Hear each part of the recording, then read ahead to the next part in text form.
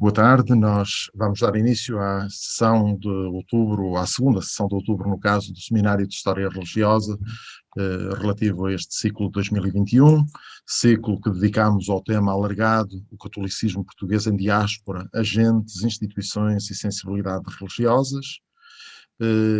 Na sessão de hoje, nós iremos até ao Brasil. O tema anunciado para a sessão de hoje é precisamente este: edificar a Igreja no Brasil, um estudo da ação governativa dos bispos de Olinda, Bahia e Rio de Janeiro. Para refletir este tema connosco, temos a professora Diana Ferreira Mendes, que é professora adjunta C1 da Universidade Federal do Oeste da Bahia, no Brasil. Possui graduação em História e mestrado em História Social pela Universidade Federal da Bahia e é doutora em História, ramo História Moderna, pela Universidade de Coimbra, com a dissertação de doutoramento intitulada Da Universidade de Coimbra ao Brasil, os bispos da Bahia, de Olinda e do Rio de Janeiro, 1676, cerca de 1773. Atua na área da história, particularmente na história religiosa e política da América Portuguesa relativamente aos séculos XVII e XVIII. Eu agradeço à professora Diana ter acolhido o nosso convite e estar connosco esta tarde. Certamente que vamos certamente ficar enriquecidos com o contributo que nos vai trazer. Como habitualmente, nós teremos uma primeira parte da sessão do seminário, que é da exposição, e teremos depois uma segunda parte de diálogo, de questões, consoante aquilo que se proporcionar. Agradeço uma vez mais à professora Diana por estar connosco esta tarde e passo-lhe de imediato a palavra. Boa tarde, então, a todos e todas. Eu espero que me escutem bem. Primeiramente, eu gostaria de agradecer ao convite aos professores Luiz Carlos Amaral, Luiz Leal, ao professor Adélio Abreu e aos demais organizadores deste seminário. Para mim é uma honra participar deste seminário de História Religiosa, que tem aí, que hoje, este ano, está com este tema bastante abrangente para discutir o Império, o catolicismo no seu Império. E hoje eu vou compartilhar com vocês a minha apresentação de PowerPoint.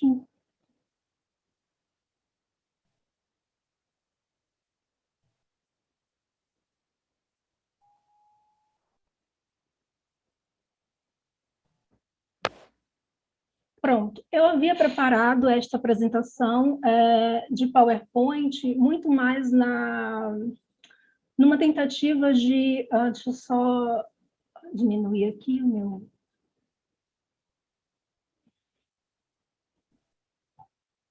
Ai, não estou conseguindo aqui, peraí. Vou acompanhar aqui pelo texto escrito, então.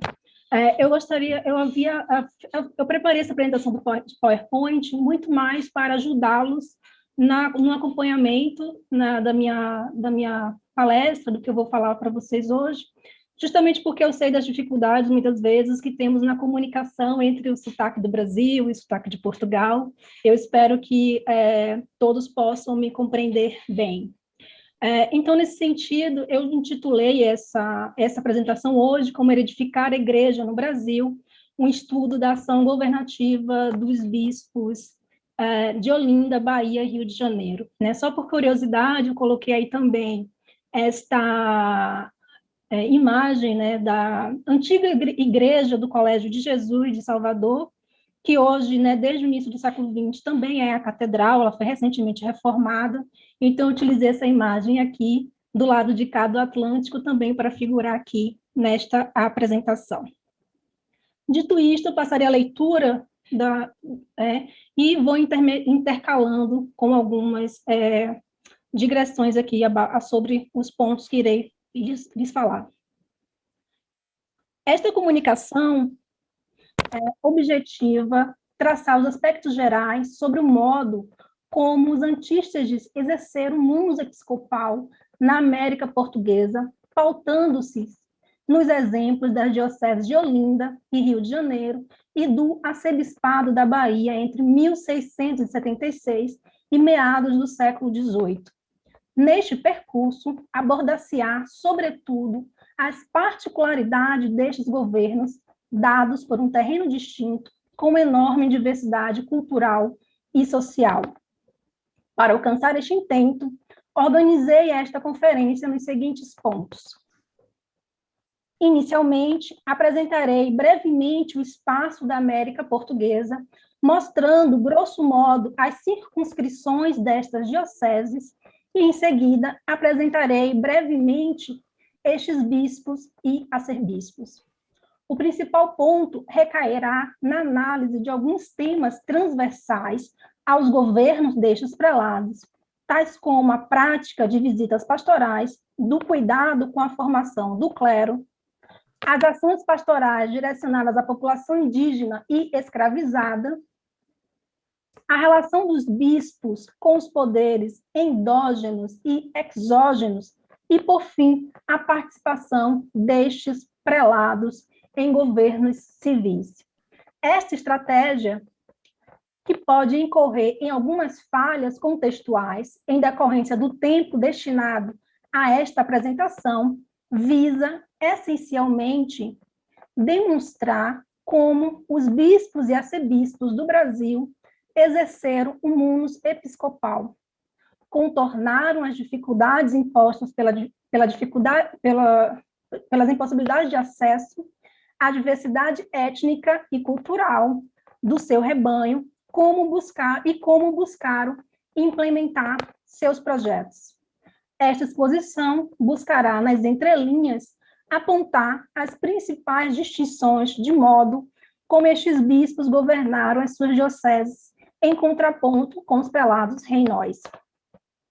Neste preâmbulo, o que eu irei apresentar para vocês são vários aspectos que eu estudei durante o meu doutoramento em História na Universidade de Coimbra, que agora a tese está a ser preparada para a publicação pela Universidade de Coimbra, pela imprensa da Universidade de Coimbra e pela editora da Universidade Federal da Bahia, em coedição. Eu havia, inclusive, dado esse título porque eu achei que o livro já estaria pronto a esta época, mas em decorrência aí de atrasos, mas fica aqui a referência, sobre da onde eu estou partindo para o que eu apresentarei hoje.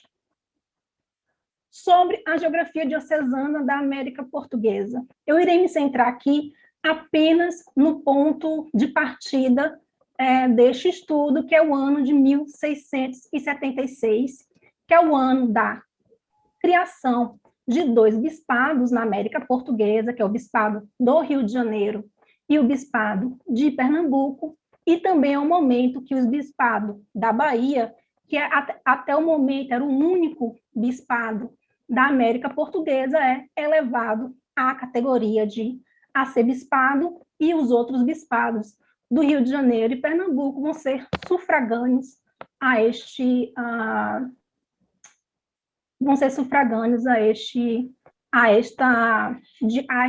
arquidiocese. Pronto, eu gostaria aqui, tá cortando um pouco, mas acredito que dá para ver, apresentar um pouco, basicamente, como seria essa geografia diocesana. Até 1676, o Brasil vai ter uma arquidiocese, que seria a arquidiocese da Bahia, que seria exatamente esta daqui. Aqui eu não estou conseguindo dar um...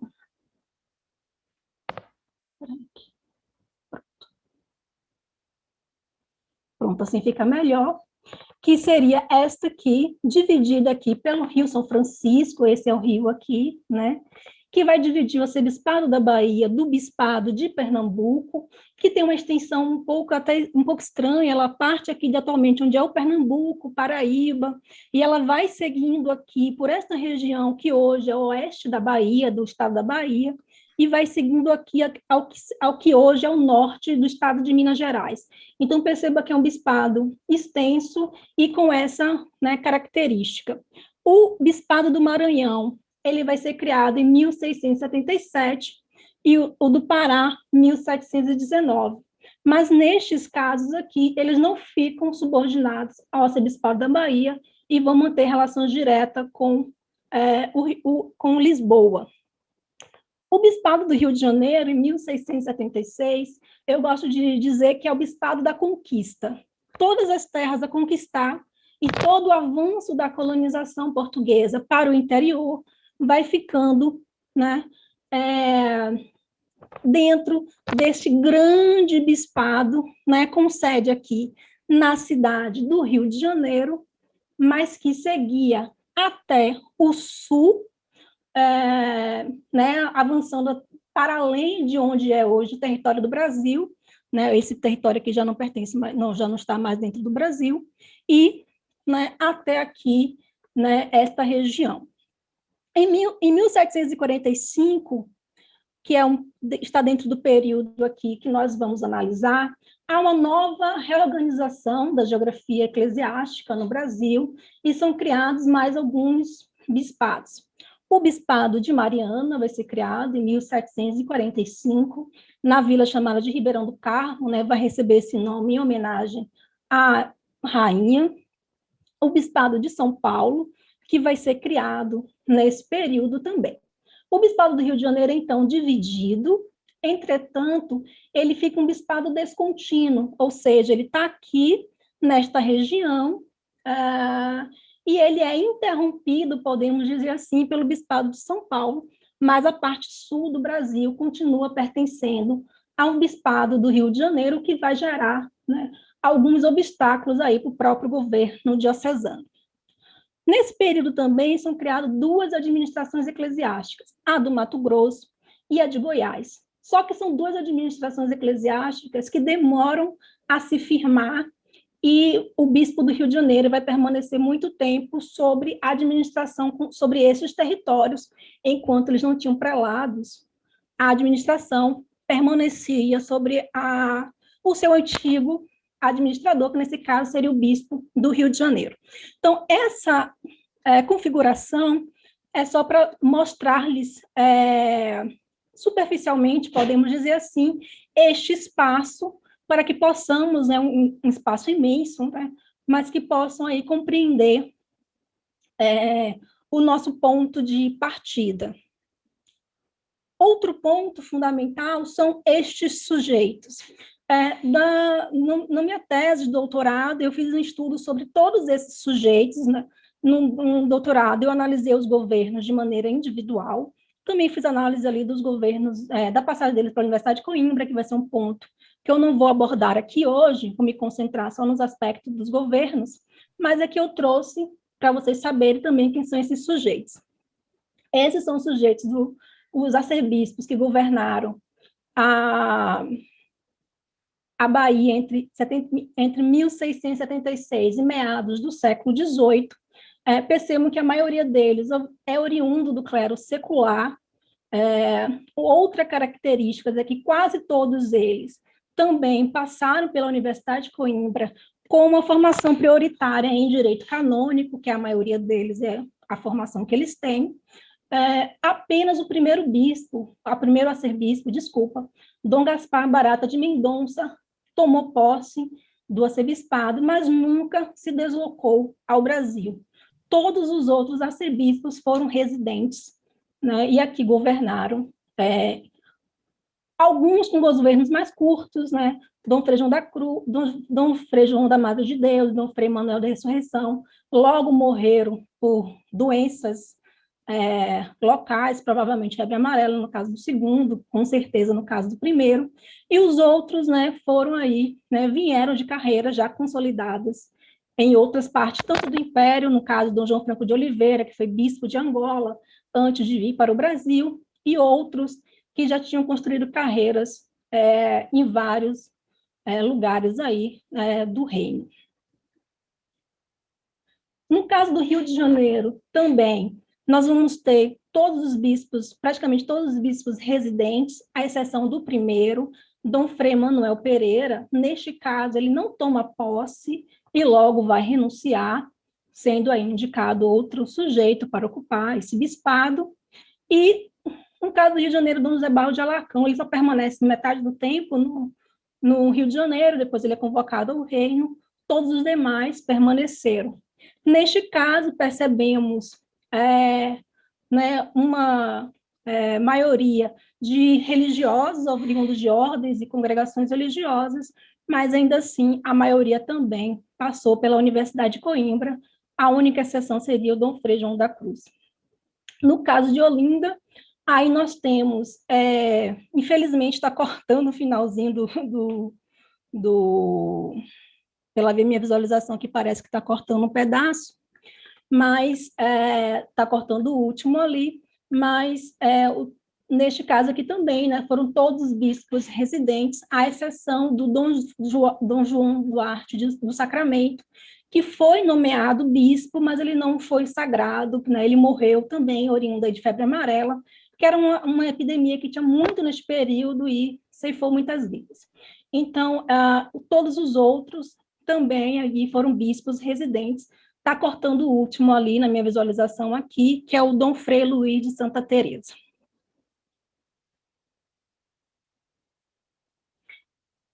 Pronto.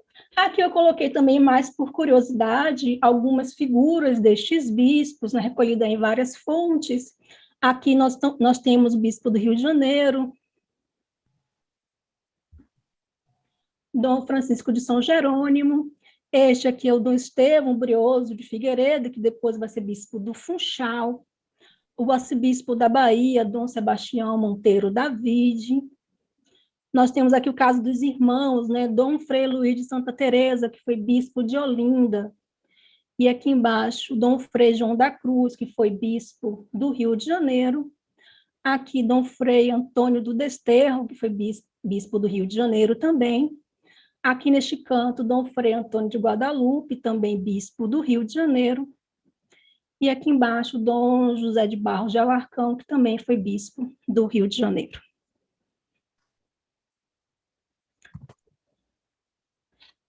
Então, vou retomar agora, né, a leitura aqui do texto. É imprescindível demarcar de imediato alguns pontos. O principal deles, né, em relação aos governos, né, deste preâmbulo que eu irei fazer aqui, de alguns aspectos atinentes aos governos episcopais. O principal deles é sobre o papel do padroado régio na circunscrição dos poderes dos bispos ultramarinos.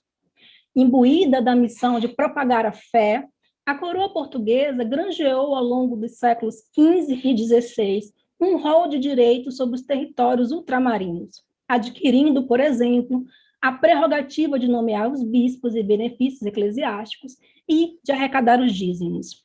Ao contrário dos territórios asiáticos, onde a cúria romana se faria mais presente através da propaganda fide, criada em 1622, no Brasil, os direitos do padroado foram plenamente usufruídos.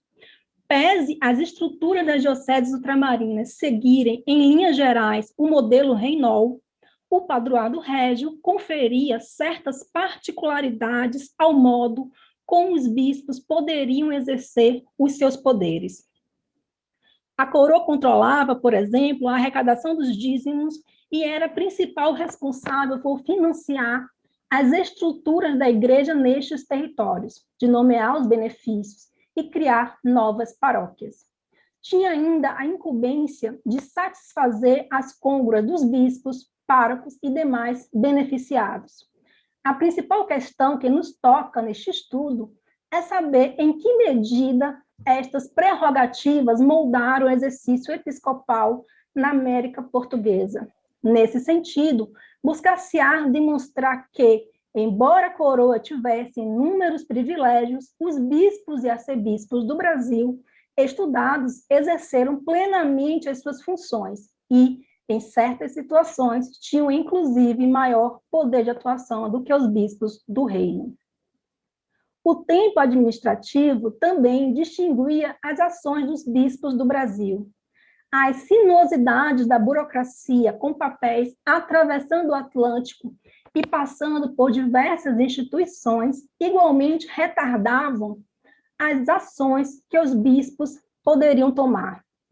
No Rio de Janeiro, Dom Francisco de São Jerônimo lutou por mais de uma década para mudar o lugar da Sé, localizada em um monte de difícil acesso, tanto para os capitulares do cabido, que se ausentavam com frequência, quanto para a população local, que preferia frequentar igrejas mais próximas, abandonando totalmente a catedral.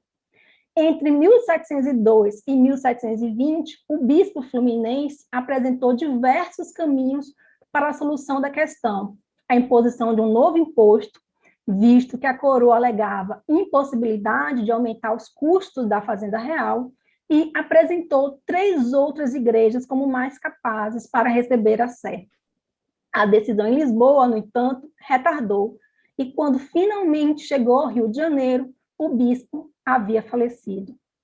A questão de uma catedral própria permaneceria irresoluta no Rio de Janeiro por todo o período colonial. O padroado circunscrevia a atuação dos bispos do Brasil, mas, por outro lado, as grandes extensões das dioceses e a distância ao continente europeu viabilizava a obtenção de certas faculdades apostólicas, estendendo os seus poderes em pontos fulcrais da vida da diocese. Era o caso das dispensas matrimoniais, que possibilitavam aos bispos desobrigar os seus diocesanos sem a necessidade de recurso à cúria. Quando não eram otorgados no provimento, os prelados procuraram conseguir estas faculdades no decorrer do exercício episcopal, por meio das relatio ad limina. Este pedido foi feito, por exemplo, por Dom Francisco de São Jerônimo em 1712 e por Dom Estevão Brioso de Figueiredo em 1680. Dom Frei Antônio do Desterro detinha esta prerrogativa e ainda subdelegava aos seus visitadores as faculdades de dispensar os vínculos de consanguinidade.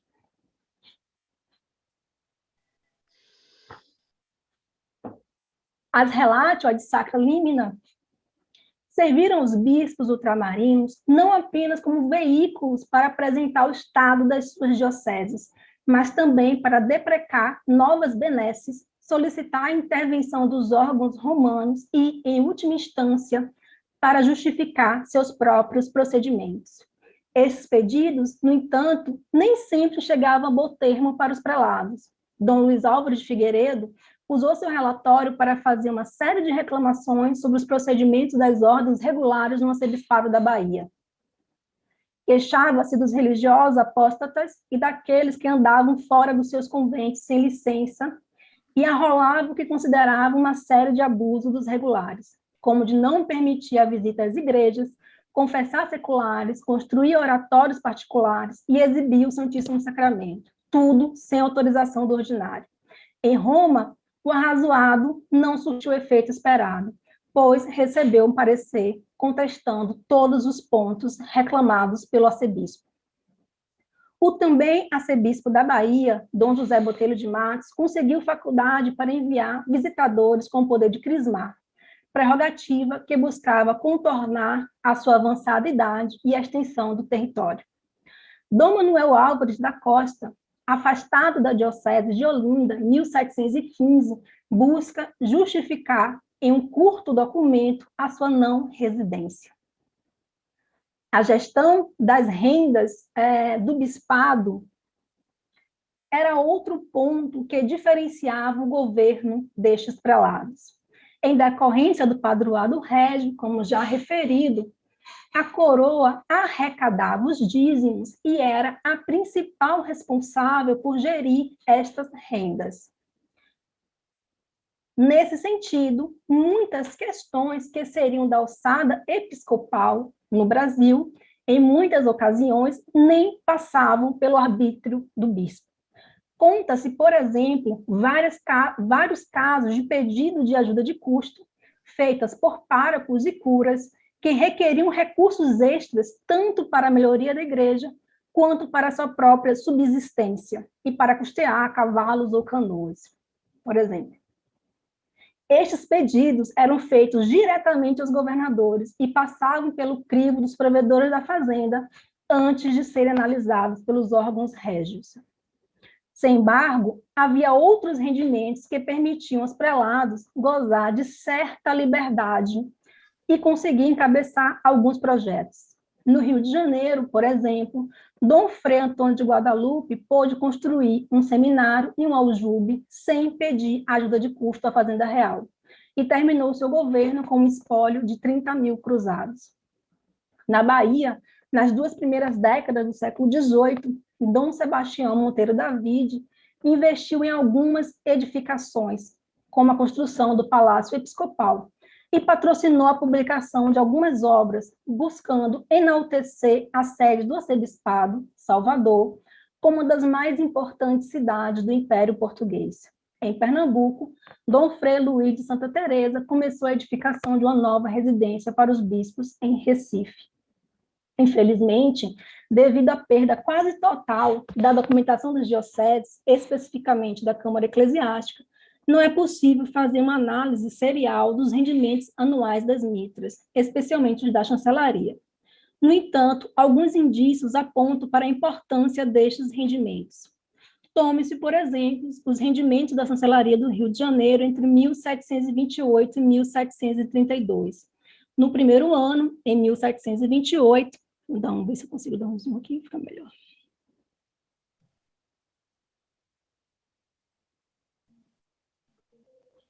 Em 1728, o Bispado do Rio de Janeiro arrecadou com licença para os párocos realizarem casamentos, licenças para confessar, pregar, usar ordens, coletar esmolas e autorização para ter altar particular, dispensa de consanguinidade, entre outros, em torno de R$ 813.840. Em 1729, um conto, R$ 77.180. Em 1730, um conto, R$ 35.520, né? Estou calculando aqui aproximado, porque o documento estava esburacado. Em 1731, um conto, R$ 305.680, e em 1732, um conto, R$ 349.370. Estes números visam apenas demonstrar que, pese não controlarem a principal renda da diocese, os bispos não contavam somente com a importância da côngrua que recebiam da coroa, em torno de um conto de réis neste período. Então, percebam que, através de outros rendimentos, outras fontes de recursos, né, os bispos ainda tinham alguma possibilidade de realizar alguns projetos, mesmo sem controlar a principal renda da diocese. Nesta época, o bispo era Dom Frei Antônio de Guadalupe, que já havia queixado ao seu interlocutor no reino, o cardeal da Mota, acerca das excessivas concessões feitas pelo cabido durante a vacância da diocese, com o único intuito de aumentar estes rendimentos. Além destas rendas, os bispos contavam ainda com as lutuosas, que, segundo alguns documentos que eu funcionava de maneira um pouco diferente da do reino, porque a cobrança era mais alargada, resquício de testamentos e, além disso, doações. Além disso, embora a prerrogativa pertencesse ao rei enquanto grão-mestre da Ordem de Cristo, foi bastante comum a coroa delegar ao ordinário a faculdade de indicar os capitulares da catedral, a seção do deão, e de cuidar pessoalmente dos exames dos candidatos às paróquias. Com efeito, a distância a Lisboa e a Roma, como salientado por Everton Salles Souza, também se configurou como um meio de os bispos ultramarinos ampliarem os seus poderes. A visita pastoral foi um importante instrumento de enquadramento religioso do clero e das populações. Os bispos do Brasil tiveram que enfrentar grandes obstáculos, como as enormes distâncias e os caminhos tortuosos, para poder aplicar criteriosamente este mecanismo de inspeção, de difusão pastoral e, simultaneamente, de afirmação da sua autoridade. Todavia, durante o período analisado, a maioria visitou total ou parcialmente a sua diocese, ou, pelo menos, enviou visitadores com faculdades especiais para visitar, crismar e conceder dispensas. Na Bahia, Dom João Franco de Oliveira e Dom Sebastião Monteiro Davide percorreram pessoalmente boa parte do arcebispado.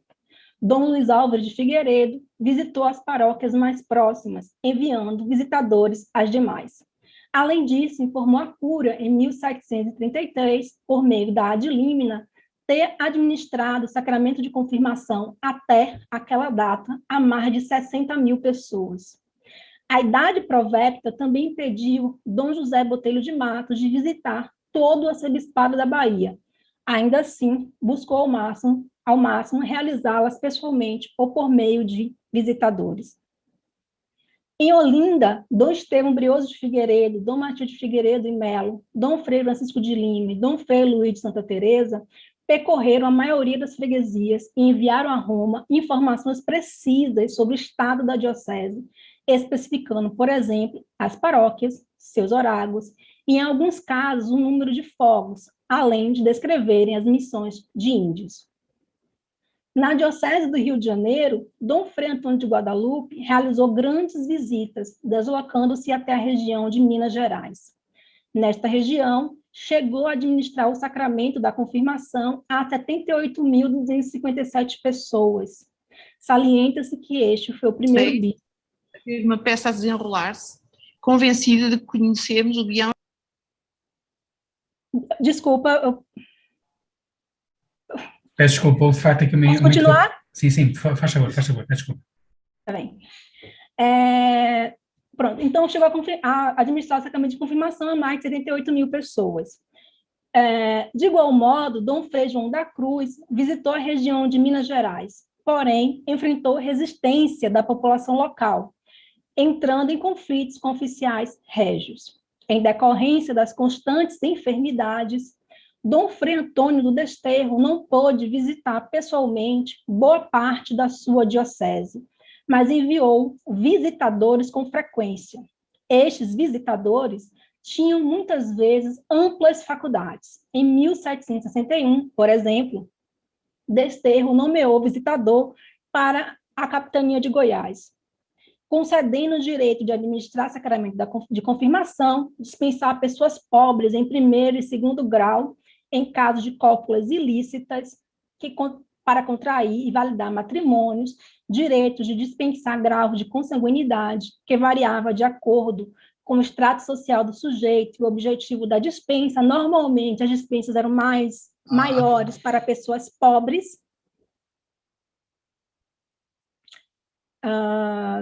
além de outras prerrogativas, como dispensar faltas dos fregueses, conceder indulgência plenária, prorrogar em até 1 ano licenças de ordens, e para confessar e pregar, benzer imagens, entre outros. Desterro concedeu faculdades semelhantes a alguns párocos, principalmente aqueles mais afastados da sede do bispado. Eu destaco que, neste caso, a gente está falando de Goiás, que já havia uma administração eclesiástica, mas na ausência de um administrador ou de um prelado, como chamavam, o bispo do Rio de Janeiro permanecia com jurisdição sobre esses territórios. As visitas pastorais se configuraram, portanto, similarmente ao que acontecia ao reino, como instrumento operacional do governo. Através delas, estes prelados conheciam a realidade do seu bispado, controlavam a atividade dos párocos e curas, o estado das igrejas e capelas. Poderiam refletir sobre a geografia diocesana e até alterá-la, como aconteceu muitas vezes, de criação de novas paróquias encomendadas, após visitas pastorais, além de fiscalizarem a vida religiosa dos fiéis e o cumprimento da doutrina cristã. Foram ainda, isso é um importante dado para o caso das dioceses do Brasil, como um meio de arrecadação de receitas para as mitras, provenientes das expedições das licenças, esmolas, ofertas de crismas, resíduos de testamentos, entre outros. No que concerne ao esmero com a formação do clero secular, notou-se dentro deste grupo de sujeitos ora analisados um empenho maior dos arcebispos e bispos identificados com a corrente de espiritualidade denominada Jacobeia. A Jacobeia surgiu em Coimbra, em princípio do século XVIII, liderada por Frei Francisco da Anunciação. Nos anos seguintes, ganhou inúmeros adeptos, entre eles Gaspar de Moscoso e Silva, Frei Gaspar da Encarnação. Esse indivíduo teria forte influência na escolha dos bispos, sendo que diversos prelados identificados com esta corrente foram designados para as 3 dioceses que estamos analisando.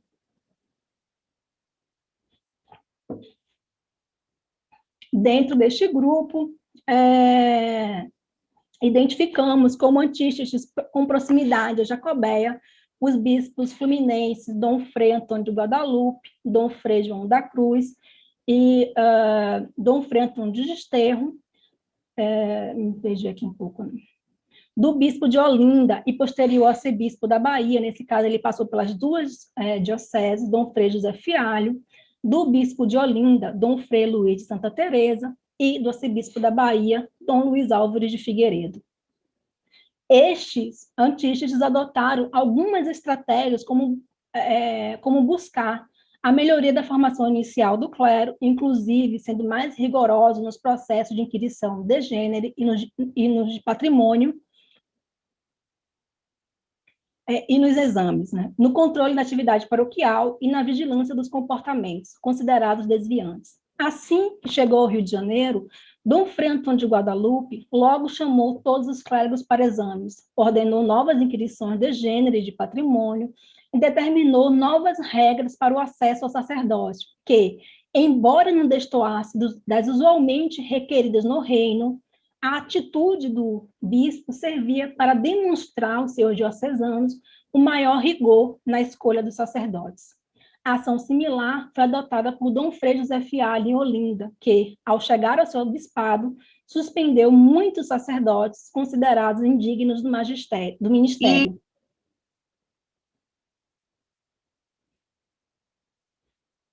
Tá tudo bem? Desculpa dizer.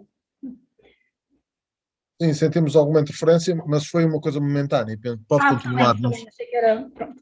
Então, também sentimos aqui qualquer coisa, mas foi uma coisa mesmo momentânea. Pode continuar. Tá bem, muito obrigada. Outra estratégia importante era a repressão dos maus comportamentos. Neste caso, mais uma vez, a rarefeita documentação oriunda da justiça eclesiástica dificulta uma análise mais abrangente. Contudo, pode-se perceber a atuação nesta seara através de outros indícios, como as queixas feitas diretamente ao Conselho Ultramarino. Assim aconteceu, a título de exemplo, com o pároco da Igreja de Nossa Senhora da Vitória de Sergipe del Rei, punido com exílio e suspensão das ordens por Dom Luiz Álvares de Figueiredo por ser mau pároco e por causar muitas desordens, após realizar devassa ordenada pelo rei. Os sacerdotes, ocupados com a cura das almas, recebiam uma atenção maior, pois eram os agentes diretos do disciplinamento social. Guadalupe e Dom Frei João da Cruz advertiram os párocos sobre a obrigação de residência, a não deixar a cargo dos coadjutores a obrigação de rezar as missas, alvitraram o asseio da igreja, a não utilização de alfaias não sagradas, a conservação do silêncio na sacristia, a composição do rol dos confessados, com a inclusão dos escravos, a realização de conferências de moral e o ensino da doutrina cristã em todos os domingos. Outros prelados foram menos rigorosos na vigilância do comportamento do clero secular e, em certos casos, compreendiam que a sua atuação não poderia ser equivalente ao que se pretendia noutras paragens, e era preciso estar atento às agruras do terreno da América. Na Bahia, Dom Sebastião Monteiro David defendeu um pároco acusado de cobrar excessivamente pela administração de sacramentos. O arcebispo argumentava que a freguesia era imensa e era impossível o deslocamento das famílias para comungar na matriz. Desta maneira, restava ao pároco percorrê-la e desobrigá-los em suas casas, tarefa que não podia ser imposta aos vigários e que não era custeada pela Fazenda Real. Na sua perspectiva, não era surpreendente que os párocos não cumprissem totalmente as suas obrigações, pois a côngrua recebida não satisfazia totalmente as despesas com a sua subsistência e com a cura das almas. Defendia, portanto, um acrescentamento do valor da côngrua, pedido que não foi acatado pela coroa. A partir destes casos, nota-se que os bispos e arcebispos do Brasil tiveram diferentes posturas na condução das suas mitras. Uns se mostraram os mais rigorosos, não conseguindo se desprender totalmente da mentalidade forjada no reino a partir das suas próprias vivências religiosas, culturais e pessoais, e outros demonstraram uma postura mais flexível, revelando maior capacidade de adaptação. O dilema entre resistência e adaptação à realidade local fica ainda mais evidente quando analisamos as ações pastorais direcionadas especificamente aos diferentes grupos sociais, numa região formada por africanos escravizados, mestiços, escravos nascidos no Brasil, as diversas etnias indígenas, reinóis e brancos naturais da colônia. Estes grupos comportavam uma grande diferença entre si e era bem distinta da realidade do reino, pelo que demandavam medidas próprias. No tocante à população escravizada, alguns bispos buscaram direcionar medidas mais específicas, seja para garantir a sua permanência no grêmio da Igreja Católica, seja para os defender de maus tratos. Nenhum bispo, evidentemente, assumiu posições anti-escravagistas, porém, em muitos, nota-se o cuidado com estas populações. No Rio de Janeiro, Dom Frei Antônio de Guadalupe, Dom Frei João da Cruz, Dom Frei Antônio do Desterro preocuparam-se com o enterramento, a doutrinação e batismo dos escravos e exprobaram as violências dos seus senhores. A preocupação com a doutrinação era evidente. Nestes casos, as penas eram muitas vezes direcionadas aos senhores, que mantinham trabalhos em dias santos e domingos. Em 1728, Guadalupe estabeleceu uma pataca de multa, cabendo aos párocos e capelães o controle sobre o comparecimento desta população às missas. Nos anos de 1740, Dom Frei João da Cruz, de igual modo, deixou registrado nos capítulos de visita na região de Minas Gerais a importância do esmero com a doutrinação, a administração de sacramentos e com a extrema unção, estipulando punição aos senhores. O ponto do enterramento dos escravos foi alvo de atenção de Dom Frei Antônio do Desterro. Em edital de abril de 1747, que eu coloquei um trecho aqui. Não, só um zoom aqui, fica melhor. O prelado sobrelevava a inumanidade dos donos que jogavam os corpos nos campos e em valas, sem cuidado algum e sem administração dos últimos sacramentos. Apelava à consciência dos senhores, reiterando que a atitude tomada, cito, nem em bárbaros se experimentam e são dignas de castigo, em que os que se prezam de terem o nome de católicos, pois, servindo-se estes, senhores, toda a vida dos mesmos escravos, no fim, tem por agradecimento tratarem-nos como brutos. Em Olinda, Dom Manuel Álvares da Costa também tentou solucionar o problema do descuido com os escravos doentes, propondo, inclusive, uma punição aos donos, solução não acatada pelo Conselho Ultramarino, que receava o surgimento de conflitos.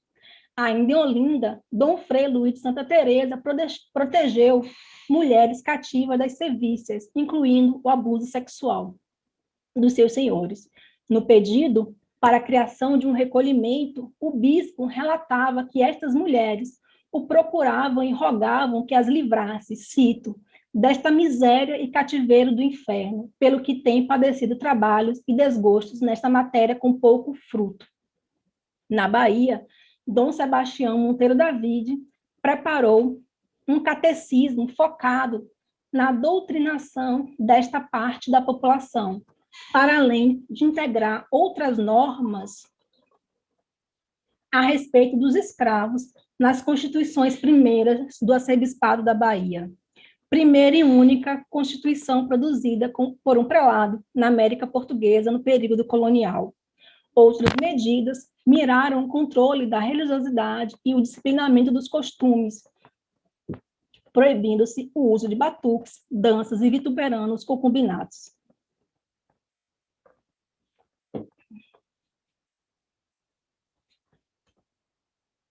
No tocante aos povos indígenas, os bispos de Olinda ocuparam-se com o avigoramento das missões, e este tornou-se, na verdade, um dos seus principais encargos. Destaca-se, por exemplo, a atuação de Dom Frei Francisco de Lima, que, além de promover o aumento do número de ordenamentos, criando 33 novas missões entre 1696 e 1701, preocupou-se em denunciar os maus tratos e a violência infligida pelos moradores às populações indígenas e o uso indevido do seu trabalho. O caso mais grave ocorreu durante a chamada Guerra do Açu, conflitos entre os portugueses e grupos indígenas considerados hostis à colonização. Quando o terço dos paulistas, liderado pelo célebre Manuel Álvares de Moraes Navarro, montou a armadilha em uma missão gerida pelo oratoriano João da Costa, matando mais de 400 pessoas e fazendo mais de 300 prisioneiros, entre eles mulheres e crianças. O bispo reagiu energicamente, se posicionando contra o cativeiro e a legalidade do conflito, além de excomungar o mestre de campo. No fim, o rei seguiu a opinião do bispo olindense, declarando a guerra injusta e ordenando a soltura dos índios escravizados. Dom Frei José Fialho atuou para reorganizar os aldeamentos de índios na diocese e enviar missionários capazes para as missões abandonadas. Pese o papel da catequização no processo de aculturação destes povos, a preocupação primordial dos prelados foi expandir a fé cristã e conduzi-los, à salvação. A atuação dos antistas na Junta das Missões de Pernambuco, órgão subordinado à Junta das Missões do Reino, é outro ponto a ser destacado. Numa instituição presidida pelo governador e com a presença dos prelados das religiões, os bispos de Olinda buscaram salvaguardar suas posições e opiniões. Nos casos do Rio de Janeiro e da Bahia, encontram-se parcos indícios do desempenho dos prelados nesta área durante o período em tela. Ainda assim, ressalta-se o plano delineado por Dom Frei Antônio do Desterro em meados do século XVIII, conforme o projeto político da coroa para civilizar e assimilar a população indígena à sociedade colonial. Outro ponto decisivo na definição do modo como os bispos puderam exercer o munus episcopal na América Portuguesa é a forte interpenetração entre a Igreja e o Estado português, como definido por José Pedro Paiva. Nesta forte simbiose, os bispos e arcebispos do Brasil atuavam como importantes agentes políticos de consolidação do poder real e da colonização portuguesa. No ultramar, os bispos e arcebispos precisavam de lidar com uma série de órgãos e outros poderes, que intermediava as suas ações, balizando o governo diocesano. Esses poderes, exógenos e endógenos da diocese, findava por particularizar a forma como os prelados desempenhavam a sua atividade e como tomavam decisões. Esta é mais uma peculiaridade, pois, no reino, embora houvesse outras forças políticas em disputa com esses bispos, o governo cotidiano dos bispados não era passível da influência destes órgãos.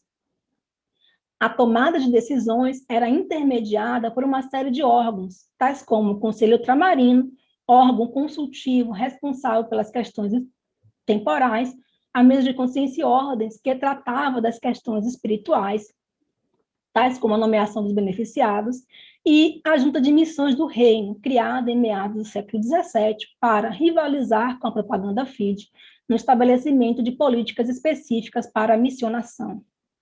Salienta-se ainda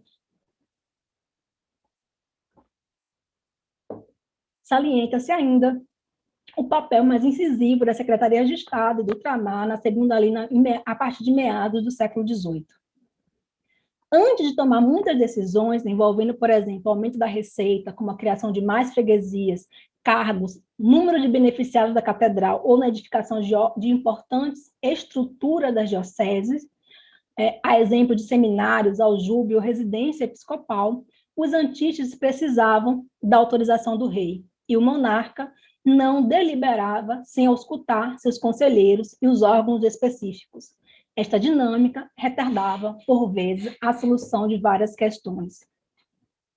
Todavia, nesta correlação de forças, sempre havia lugar para a negociação.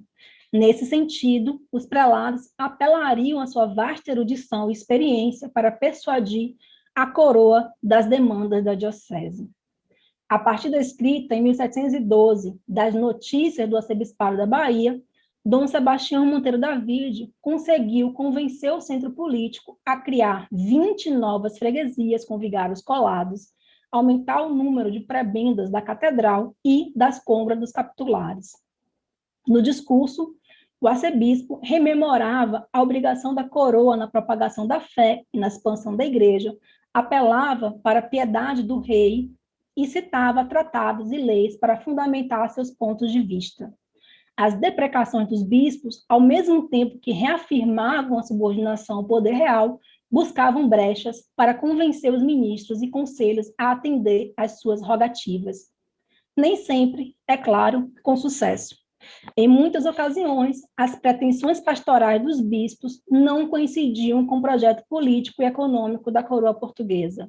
No decorrer do seu governo, o arcebispo da Bahia, Dom José Botelho de Matos, almejou investir no incremento da vida religiosa feminina, apoiando a criação de novos cenóbios. A coroa, por outro lado, não tinha o mesmo interesse e tentou impedir o aumento do número de vagas nesses conventos. No âmbito da diocese, os bispos conviviam diretamente com os oficiais régios da justiça, a exemplo dos ouvidores e desembargadores e com os governadores, além dos poderes locais, como as câmaras municipais. Esta convivência nem sempre foi pacífica e, por muitas vezes, surgiram conflitos. Na eclosão dessas querelas, muitos bispos contaram com o apoio de figuras importantes no centro político, que os protegia, colaborava na resolução de várias questões e ajudava, em muitas ocasiões, na sua sobrevida no governo das dioceses. Para elucidar este tema, citarei os casos dos irmãos Dom Frei João da Cruz e Dom Frei Luís de Santa Teresa. No Bispado do Rio de Janeiro, no decorrer das longas visitas pastorais realizadas em Minas Gerais, Dom Frei João da Cruz enfrentou muitos problemas com os oficiais da Justiça Régia, especialmente com o ouvidor-geral de Vila Rica, Caetano Furtado de Mendonça.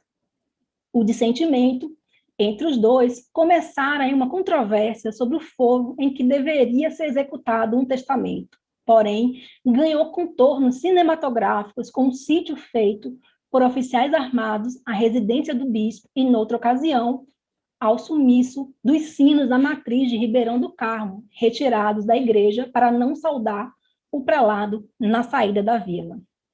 Sem me aprofundar muito nos detalhes desta contenda, importa salientar o papel que certamente seu benfeitor, Frei Gaspar da Encarnação, deve ter desempenhado nesta história. Afinal, a questão solucionou-se a favor do bispo.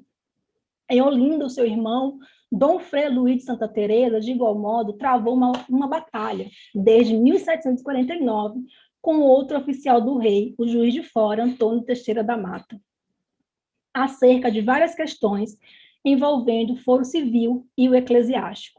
Vale salientar que o bispo de Olinda já havia se defrontado com outras figuras importantes da capitania. Entre 1744 e 1745, teve sérias disputas com o governador Henrique Luiz Pereira Freire de Andrade sobre a quitação das cômoras e ações da justiça eclesiástica.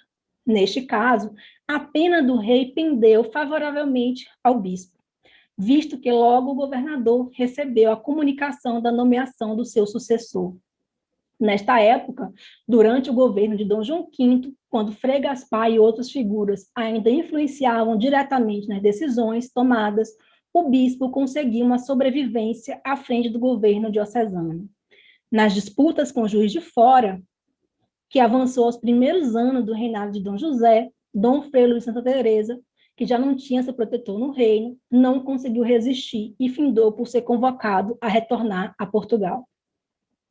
Não podemos deixar de mencionar a relação com outras forças no seio da própria igreja, a saber, as hordas e congregações religiosas. Neste ponto, a intermediação dos bispos era mais limitada, pois os regulares gozavam de inúmeras isenções e privilégios. Todavia, os conflitos não deixaram de surgir. Aludiu-se às diversas queixas feitas por Dom Luiz Álvares de Figueiredo sobre a atuação dos regulares no arcebispado da Bahia. No Rio de Janeiro, Dom Frei Antônio de Guadalupe teve algumas altercações com os franciscanos da província da Imaculada Conceição, quando chegou a suspender as licenças para celebrar missa e pregar e proibir as pessoas de se confessarem com eixos religiosos. Em Olinda, Dom Matias de Figueiredo e Melo e Dom Frei Francisco de Lima envolveram-se nas dissensões internas dos oratorianos, numa época em que a congregação passava por uma forte cisão interna e disputa sobre o tipo de estatuto a ser adotado. Enquanto agentes do rei, alguns destes prelados, em decorrência de circunstâncias diferenciadas, tiveram que assumir o governo secular. Estas administrações temporárias, ocasionadas, na maioria das vezes, pela morte repentina do governador, organizaram-se de duas formas distintas. A primeira delas como triunviratos, que normalmente reunia o bispo ou arcebispo, um membro da justiça régia e um representante das armas, e, em algumas ocasiões, os bispos assumiram sozinhos esta tarefa. Na categoria de triunviratos, fizeram parte de governos civis. No Rio de Janeiro, Dom Francisco de São Jerônimo e Dom Frei Antônio do Desterro, e na Bahia, Dom Sebastião Monteiro David e Dom José Botelho de Matos. 3 prelados assumiram interinamente os governos civis. Na Bahia, entre outubro de 1688 e outubro de 1690, o encargo de governador-geral recaiu sobre Dom Frei Manuel da Ressurreição.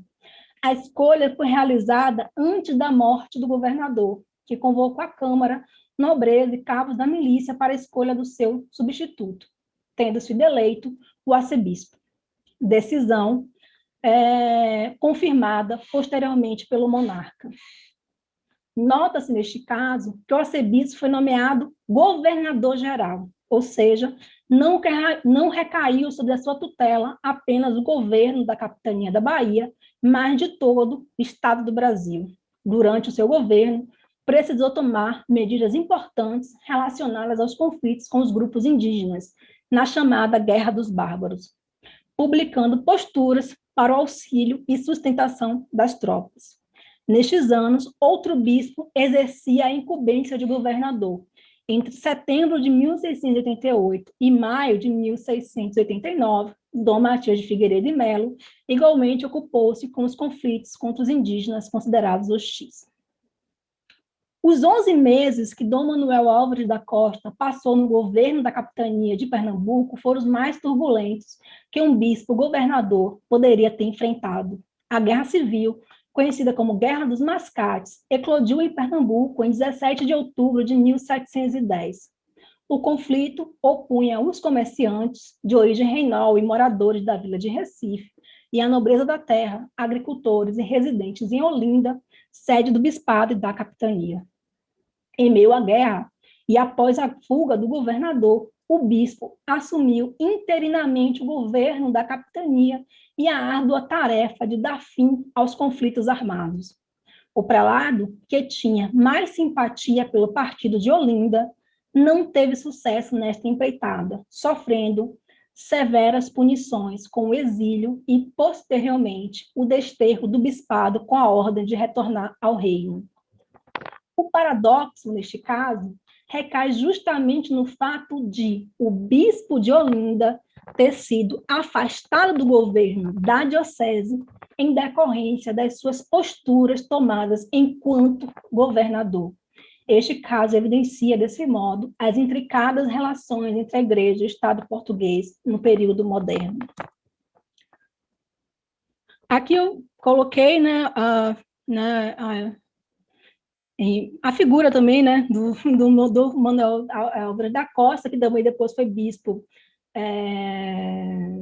de Angra, e aqui é do Dom Frei Manuel da Ressurreição. Eu gostaria de chamar a atenção para a assinatura, que eu acho bastante curiosa, justamente porque a assinatura do bispo nesse período é Frei Manuel da Ressurreição, arcebispo e governador do Brasil, né? É o único caso em que nós sabemos em que o arcebispo, um bispo, assumiu essa posição de governador geral.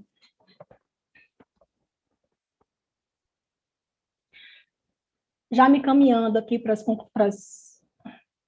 Só fechar aqui. O governo episcopal no Brasil tinha muitas peculiaridades e obstáculos. Ao atravessar o Atlântico, estes bispos não estavam completamente preparados para enfrentar as agruras provenientes de um território gigantesco com uma enorme diversidade geográfica, social e cultural. Alguns conseguiram se adaptar às conjunturas locais e revelaram grande capacidade política e de governança. Outros tiveram maiores dificuldades. Esta conferência buscou, sobretudo, a partir do exame de alguns temas transversais, reforçar o papel exercido pelo Padroado Rédio na definição da ação dos bispos do além-mar, que, apesar de limitar o exercício episcopal em várias esferas, não os amputavam em absoluto das suas competências. Por último, sublinha-se que as intricadas relações entre a Igreja e o Estado, o respeito devido à autoridade ordinária e o papel desempenhado por estes sujeitos na sociedade colonial reforçavam o poder episcopal e tornaram-no uma peça importante no mecanismo de conformação daquelas sociedades. É isto, eu agradeço muito, mais uma vez, o convite e fico à disposição para os questionamentos. Agradeço também a intervenção e passamos então à segunda parte da nossa sessão, a parte das observações, das questões, dos comentários. Poderemos fazê-lo livremente, se estamos poucos, abrindo o microfone e tomando a palavra, se quiserem.